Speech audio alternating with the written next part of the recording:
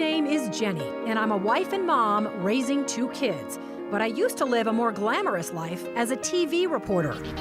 I was on the nightly news interviewing pop stars and politicians. So when I said goodbye to TV and hello to motherhood, I suddenly discovered what we moms are up against. We live in a world that tells us to be rich and famous, thin and successful. You know, almost nobody says, "Oh, hey, you're a mom? That's fabulous." But you are fabulous, and I'm here to tell you why. It's the Channelmom Show, celebrating you with Jenny Dean Schmidt.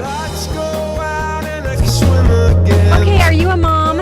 Because if you are, this show is for you. My hope this morning, Shelley, is that there are some moms driving around or wherever they are listening to this streaming that just really need this today without knowing it. That they've just been brought, in a divine way to the show, and that they're going to be blessed, because I know there's some moms out there who are feeling underappreciated, overtaxed, overwhelmed, like nobody understands how hard they work and how much they love their children and how hard, what they are trying to do. And I'm really just hopeful that today we can be a help to them and cheerlead them.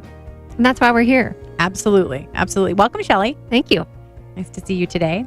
Alrighty, but first my commentary, Shelley. This commentary is for every mom who is hoping not to have regrets. I approached my commentary differently this week on a mission to provide you, the mother, with regretlessness, if that's even possible, but I'm trying. I was thinking about my mother friends, about some of their more difficult moments, and for some of my friends, those moments have been the ones when they sent their kids off to college. So I picked up the phone and I began asking other moms what we, who have not sent our kids off yet, can avoid regretting. And even if you got a 2-year-old, this is something you need to start thinking about now. I asked these moms, what do you regret doing or not doing? What do you wish you would have done more or said more? And these were their answers, offered up to help the rest of us who will face this same moment one day. Whether we're sending off to college or a job, whatever it is, presumably they're going to leave the house. Although I read something like 80% of all kids now move back in with their parents after college. They do. I think it's economy. Yeah. Wow. Personally, I think I'm sentimental enough that I think, oh, good, move back in with me.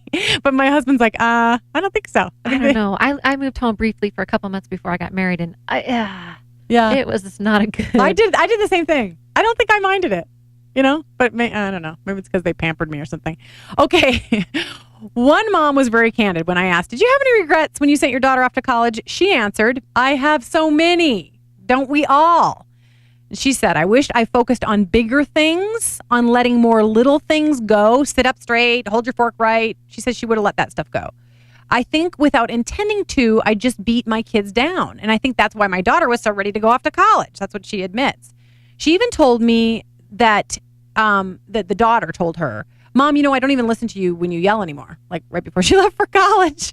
Wouldn't that be awful to hear? I mean, most moms yell and I'm included in that, but I've made a vow to stop yelling. And I don't yell that often, but I feel so bad when I do. So I've made a vow to stop. We'll see if I can keep it. So far, it's 4 weeks long. You can do it. I think I can. Okay. This mom adds, I wish we'd had more quiet moments. So think about that, mothers, as you're listening to this, and picked our battles differently. She says she wished she would have focused on moral issues instead of the minutia. Just really sitting down and talking, how are you going to handle this? How are you going to handle this? And this is how you maybe should approach this. And she adds that she thinks she'd be a more confident person, her daughter would be, if she had built her up more. And I do think I have to concentrate on building up my kids more. I think I'm better about it with my daughter than my son, but I really want to work more on building him up, because I've got to send him off in the world and he's going to get beaten down by other people. So he's got to have my voice ringing in his head and his dad's voice, and presumably, hopefully that's a good one. Finally, she says, I think we should have given her more responsibility before she left, because now she's in the big world. Let them learn responsibility when they still have parents to fall back on, but not too much. Never change your moral standards. Just let them go somewhere that they can have the chance to choose to exercise those moral standards before they leave home. Another mom announced to me that she had no regrets. She said she spoiled her children to death. She loved them to death, and that was good enough. That's what she told me. Oh, right on. I like that. Yeah, she's very confident. Still, another mom admitted, you think that you're training them for life, and suddenly they're not prepared for it at all. Now, picture sending your kid off, and you think, okay, I bought them things, I threw parties for them, I snuggled with them, I prayed at night with them, I read them books, but did I prepare them for facing the world and making the right decisions? Wow. She says she wonders, what did I forget? Did I train her and teach her and tell her the right things to say? And this mom warns, you may not even realize these things until they're walking out the door. As she deals with college financial aid right now with her daughter, this mother says she wishes she would have trained her daughter better in reading the fine print, essentially knowing how to handle forms and paperwork, something that a lot of moms do. And I see myself. I thought about it and I thought, oh, that's not going to happen to my kids. But I thought, I do all my kids' forms right now. And my son's about to be a teenager. Make them fill out the forms. But it sounds like for her, she's probably okay. If she's thinking back on, did I teach them enough? Then she probably did. She probably did. But she's a little worried at this moment that maybe she didn't as they're going through the financial aid process already into the fall. This mom ends by saying that she wishes she would have taught her daughter more about financial responsibility and how to spend her money because she fears she's not spending it properly.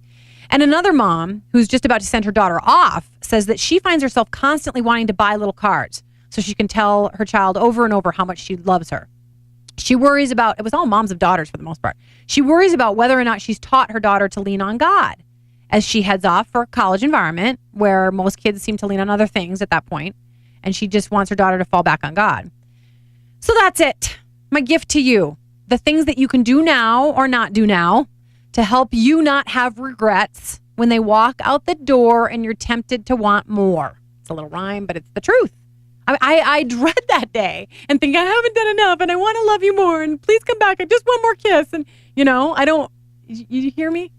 I know. It's like this, it's out there in the future and we know it's there. We talk about it all the time, but it's almost like a denial that it's really going to happen. Yeah. No, I think some moms, I've certainly talked to some moms when they're 16, 17, 18, they're so ready for it to happen. But I really don't want to be there. I don't really want to be so ready. I mean, I guess I'd rather be sad than like, woohoo. Rather be sad. You're right. All righty, we're ready for the news. If you're tired of the same old news, what more do you want? I want the truth. You're hearing it. Strap yourselves in, folks. never fear. What's the dealio? Part of life is learning to let things go. We've got news moms can use. What was that name again? I missed that. News moms can use. In the news this week, we do have the latest stories, and we pick them based on what we think moms want or need to hear. Okay, if you're somebody who's on a diet or plans to be on a diet, this information may interest you. Apparently, new research shows that you are more likely to slim down if you sign up for a commercial program than if you turn to your primary healthcare provider for help.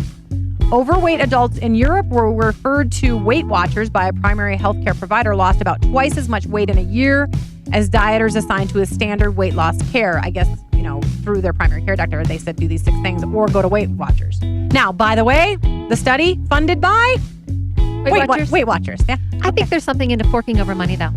There is, because yes, now you're financially tied to it and you want success. That's very true. We have a girlfriend who's a personal trainer. She says the same thing, that when you give it to somebody for free, they don't work as hard. Okay, so apparently, and this one I was a little reticent about doing, but it's sort of funny. Very famous singer Beyonce Knowles is pregnant, and she and her husband Jay-Z, I think that's his name. I sound so out of it when I say something like that. Will soon become a baby. They'll soon welcome a baby into their life. Happy news, but now poor Beyonce is accused of faking her baby bump at the 2011 Video Music Awards. Here's how it works. According to an industry insider, the buzz behind the scenes is that while Beyonce revealed her growing belly and announced her pregnancy, she was accused of actually wearing a prosthetic pregnant belly.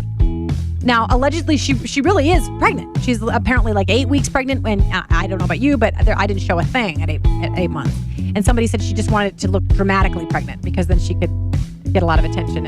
And so the media is giving her bad news they're bad rep about this? Because they're saying she wore a prosthetic belly. And frankly, in my estimation, a baby is a blessing and not a photo op.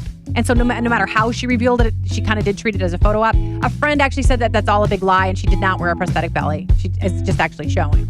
But I just thought it was funny because only in Hollywood would you wear a prosthetic belly. And then only in Hollywood turn on you. To say, yeah, don't wear it. Yeah. Right. I know, it's ridiculous. Okay, and speaking of babies, this man may be a record breaker when it comes to fathering children. According to the New York Times, this gentleman is now the biological father to 150 children.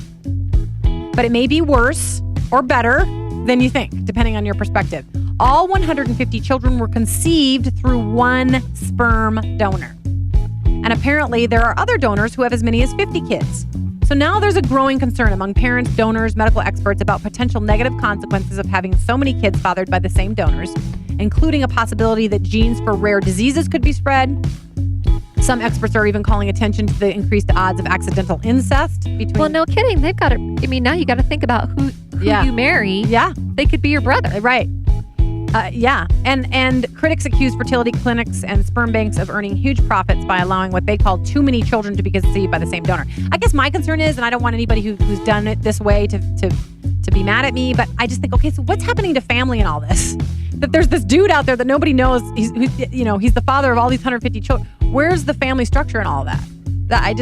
That worries me. Even if you just had it with one person, or even if you had your actual husband, I don't know how that works, but I guess you can't have your husband if there's a problem there. But it just makes me sad because I think it tears apart the fabric of family. I really want to know what's so great about this guy. Yeah, I know you do. You asked me. I'm like, I know. I wish I could tell you, but I don't know a thing Is he about a professional athlete, musician? Yeah, right. Probably.